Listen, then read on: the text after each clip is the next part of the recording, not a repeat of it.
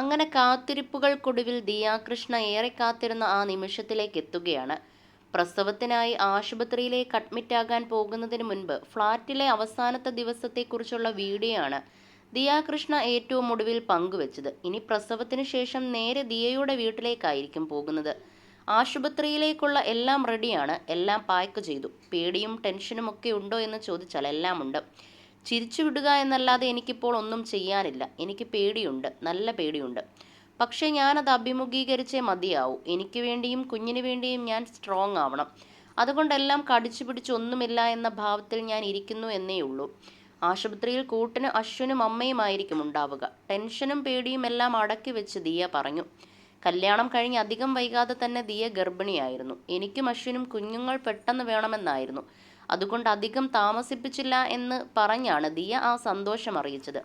പിന്നീടുള്ള എല്ലാ വിശേഷങ്ങളും ദിയ സോഷ്യൽ മീഡിയയിലൂടെ പങ്കുവെച്ചുകൊണ്ടേയിരുന്നു. വളകാപ്പും ബേബി ഷവറും മറ്റേണിറ്റി ഫോട്ടോഷൂട്ടുകളും എല്ലാം ആരാധകരും ആഘോഷമാക്കി. അതിനിടയിൽ ബിസിനസ് കാര്യങ്ങളിലും ദിയ സജീവമായിരുന്നു.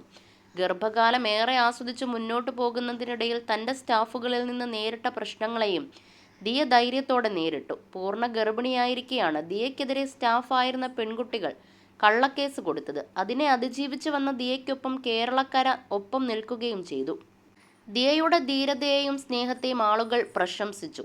ആരോഗ്യമുള്ള കുഞ്ഞു പിറക്കട്ടെ എന്ന പ്രാർത്ഥനയും ആശംസയും ദിയയ്ക്ക് വന്നുകൊണ്ടേയിരിക്കുന്നു. എല്ലാ പ്രശ്നങ്ങൾക്കിടയിലും ഗർഭകാലത്തെ അസ്വസ്ഥതകൾക്കിടയിലും ബിസിനസ് കൈവിടാതെ അതിനുവേണ്ടിയുള്ള ദിയയുടെ ശ്രമങ്ങളും കയ്യടി നേടിയിരുന്നു. ഇപ്പോൾ ആശുപത്രിയിലേക്ക് അഡ്മിറ്റ് ആവാൻ പോകുന്നതിന് തൊട്ടു മുൻപ് പങ്കുവച്ച വീഡിയോയിലും തൻ്റെ OBYOCയിലെ പുതിയ കളക്ഷനുകൾ ദിയ പരിചയപ്പെടുത്തിയിരുന്നു.